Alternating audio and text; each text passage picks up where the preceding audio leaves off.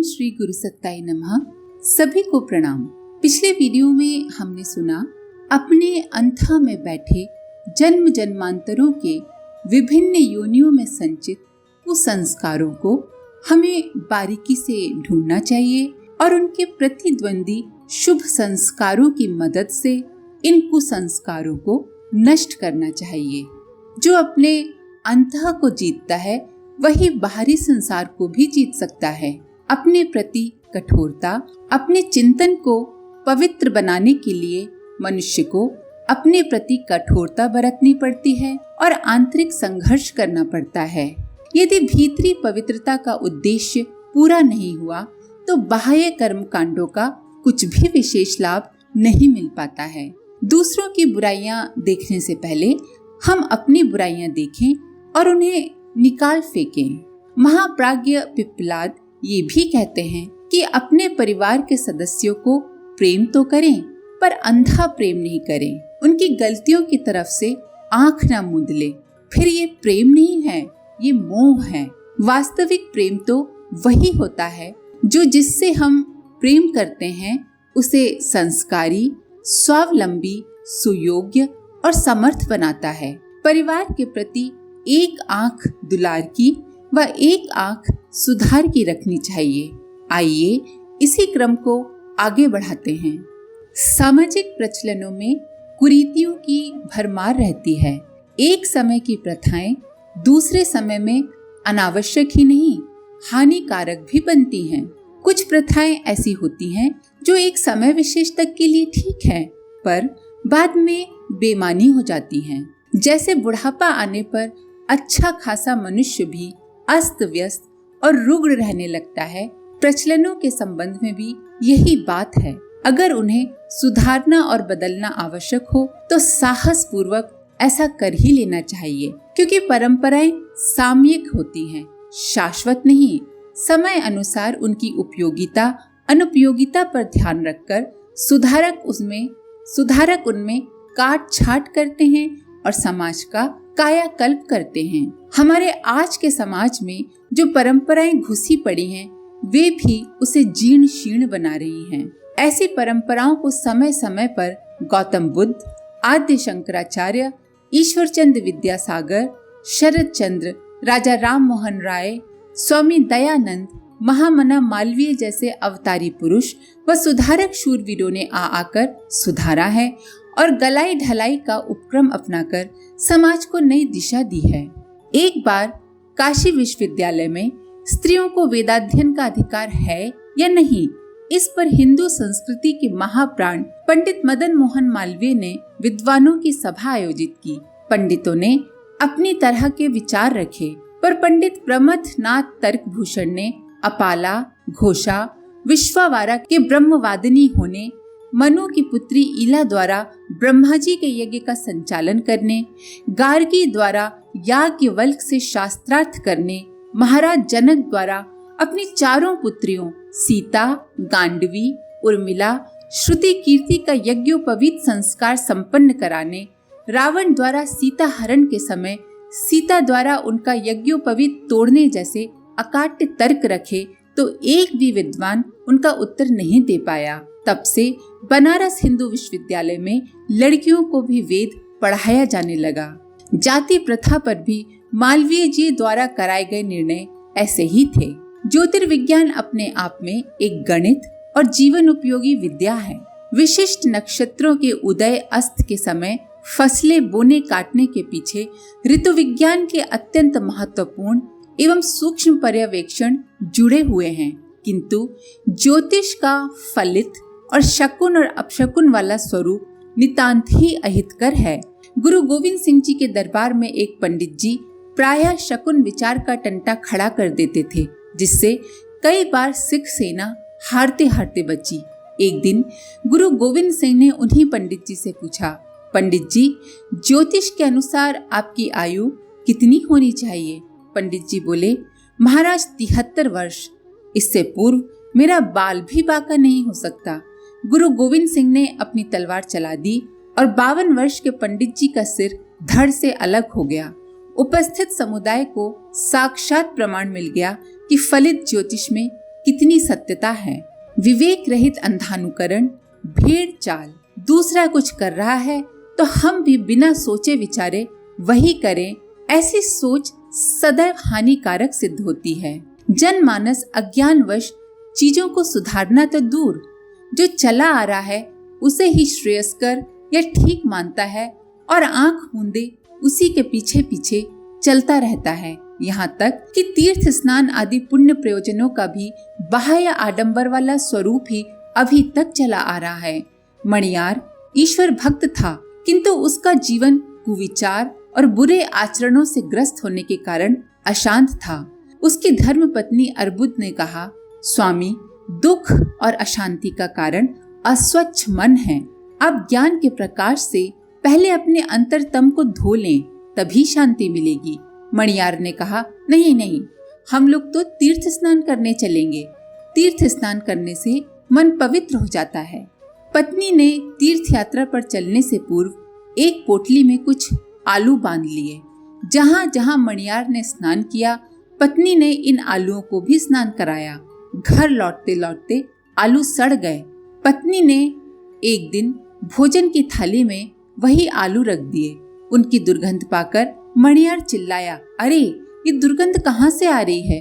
पत्नी ने हंसकर कहा, ये आलू तो तीर्थ स्नान करके आए हैं, आपको फिर भी इसमें दुर्गंध आ रही है। वो पति को समझाना चाहती थी कि जब तक अंदर की गंदगी साफ नहीं होगी, तीर्थ यात्रा गंगा स्नान से कुछ नहीं होगा।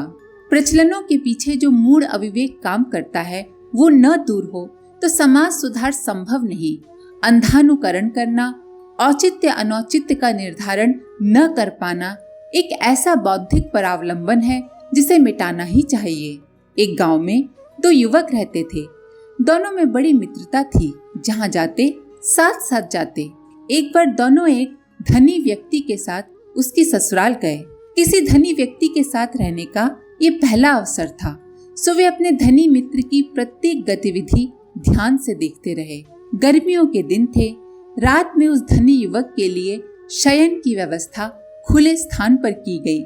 पर्याप्त शीतलता बनी रहे उसके लिए वहां चारों तरफ जल छिड़का गया और रात को ओढ़ने के लिए बहुत ही हल्की मखमली चादर दी गई। अन्य दोनों युवकों ने इतना ही जाना कि इस तरह का रहन सहन बड़प्पन की बात है, बड़े लोग इस प्रकार रहते हैं। कुछ दिन बाद उन्हें भी अपनी अपनी ससुराल जाने का मौका मिला, पर वे दिन गर्मियों के न होकर सर्दी के थे। पर नकल तो नकल ही है। दोनों ने अपना बड़प्पन जताने के लिए अपना बिस्तर खुले आकाश के नीचे लगवाया। लोगों के लाख मना करने पर भी उन्होंने बिस्तर के आसपास पानी भी छिड़कवाया और ओढ़ने के लिए एक एक पतली चादर ले ली। रात पाला पड़ गया, सो दोनों बीमार हो गए। चिकित्सा कराई गई, तब कठिनाई से जान बची। ये परिणाम है अंधानुकरण करने का। एक व्यापारी एक घोड़ी पर नमक और एक गधे पर रुई की गांठ लादे जा रहा था। रास्ते में एक नदी पड़ी। पानी में धंसते ही घोड़े ने पानी में डुबकी लगाई तो काफी नमक पानी में घुल गया। गधे ने घोड़े से पूछा, अरे भाई, ये क्या कर रहे हो? घोड़े ने कहा, वजन थोड़ा हल्का कर रहा हूँ। ये सुनकर गधे ने भी 2 डुबकी लगाई, पर उससे रुई की गांठ भीगकर इतनी भारी हो गई कि उसे ढोने में गधे की जान आफत में ही पड़ गई। बिना समझे बुझे की गई नकल कठिनाइयां ही बढ़ाती हैं। इस प्रकार पर्दा प्रथा, विवाह में अपव्यय, लेन देन, मृत्यु भोज जैसे प्रचलन समय के अनुसार समाप्त हो जाना चाहिए थे। पर आज भी क्योंकि समाज में कुछ लोग ऐसा कर रहे हैं, इसलिए हमें भी करना चाहिए। इस अविवेक जन्य मान्यतावश ये परंपराएं समाप्त ही नहीं हो पा रही। लोक प्रवाह के नाले में सदा कूड़ा करकट ही अधिक बहता है। सज्जनों की संख्या कम और अनगढ़ कुसंस्कारियों की अधिक रहती है। अस्तु प्रथा प्रचलनों में अनुपयुक्तता का बहुमत ही आगे रहता और उछलता है। उसे ज्यों का त्यों ग्रहण नहीं करना चाहिए, वरन हंस जैसे पानी से दूध पी लेता है, उसकी उस नीर शीर विवेक बुद्धि को अपनाकर जो उचित और उपयुक्त हो, मनुष्य को उसी को अपनाना चाहिए। आज अवांछनीयता का प्राधान्य है एवं श्रेष्ठता कम ही दिखती है। आस्था संकट की परिणति स्वरूप उत्पन्न ये परिस्थिति उल्टी जा सकती है यदि जन समुदाय को उत्कृष्टता परक मान्यताओं का पक्षधर बनने के लिए सहमत किया जा सके। ये समाज स्तर पर एक विशाल व्यापक क्रांति से ही संभव है। उचित अनुचित में भेद बता पाना तभी संभव है जब जनमानस विवेक शक्ति प्रज्ञा का सहारा ले व मात्र उचित को अपनाए, औरों को भी अपनाने को प्रेरित करे। जब भी परंपराओं का प्रश्न आए, विवेकशील का कर्तव्य है कि वे समूह की बात को सत्य न मानकर मात्र समझदारों की बात माने, अपनी स्वयं की दृष्टि भी उसी अनुरूप विकसित करें। एक वृक्ष पर उल्लू बैठा था, उसी पर आकर एक हंस भी बैठ गया और स्वाभाविक रूप से बोला, आज सूर्य प्रचंड रूप से चमक रहे हैं, इससे गर्मी तीव्र हो गई है। उल्लू ने कहा, सूर्य कहाँ है? हम तो जानते ही हैं कि दिन के समय उल्लू को नहीं दिखाई देता। उल्लू बोला, गर्मी तो अंधकार बढ़ने से होती है, जो इस समय भी हो रही है। उल्लू की आवाज सुनकर एक बड़े वट वृक्ष पर बैठे अनेक उल्लू वहां आकर हंस को मूर्ख बताने लगे और सूर्य के अस्तित्व को स्वीकार न कर हंस पर झपटे। हंस बड़ी मुश्किल से अपने प्राण बचाकर वहां से भाग खड़ा हुआ। महर्षि पैंगल पक्षियों की भाषा जानते थे, वे त्रिकालदर्शी भी थे। उन्होंने अपने शिष्यों को ये घटना बताते हुए कहा, तात, आज की परिस्थितियों में जो धार्मिक परंपराएं डाली जा रही हैं, वे कलयुग तक पहुंचते पहुंचते आडंबर बन जाएंगी और बहुसंख्यक समाज इन्हीं जीर्ण परंपराओं को गले लगाए रखेगा। विवेकवानों की स्थिति इस हंस जैसी होगी। शिष्यों ने पूछा, तात, तब फिर धार्मिक परंपराओं का पुनर्जीवन कैसे होगा? महर्षि बोले, तात, उसे कोई महाप्रज्ञा शक्ति ही स्थापित करेगी। उस समय वह राजहंस अपने हंस समुदाय के साथ इन उल्लुओं को मार भगाएगा और विवेक को स्थापित करेगा। एक बार एक सेठ जी स्वयं महामना मालवीय जी के पास अपने यहाँ विवाह पर आयोजित विशाल भोजन में सम्मिलित होने का निमंत्रण देने के लिए पहुंचे। महामना जी ने उनके इस निमंत्रण को विनम्र किंतु मर्मस्पर्शी शब्दों में अस्वीकार कर दिया। वे बोले, यह आपकी कृपा है जो आप मुझे अकिंचन के पास स्वयं निमंत्रण देने पधारे हैं, किंतु जब तक मेरे इस देश में मेरे हजारों लाखों भाई बहन आधे पेट रहकर दिन काट रहे हों, तो मैं विविध व्यंजनों से परिपूर्ण बड़े बड़े भोजों में भला कैसे सम्मिलित हो सकता हूँ? ये सुस्वादु पदार्थ मेरे गले कैसे उतर सकते हैं? क्या भोजन मात्र से ही यश मिलता है? क्या यश अर्जन का कोई और अच्छा तरीका नहीं सोचा जा सकता? महामना जी की ये मर्मयुक्त बात सुनकर सेठ जी इतने प्रभावित हुए कि उन्होंने भोज में व्यय होने वाला सारा धन गरीबों के कल्याण में दान कर दिया। बेटी होकर बेटा न होना व उस कारण वंश न चलना भी एक ऐसी घटिया मान्यता है जो जनमानस पर बुरी तरह छाई है। राजा महेंद्र प्रताप के पास ज्योतिषी पहुंचे। बोले, आपके भाग्य में पुत्र नहीं है, पर यदि आप अमुक अनुष्ठान करेंगे तो अवश्य पुत्र होगा। राजा साहब ने उन्हें तुरंत विदा करते हुए कहा, आपको व्यर्थ मेरे पास आकर अपना समय नष्ट करना पड़ा।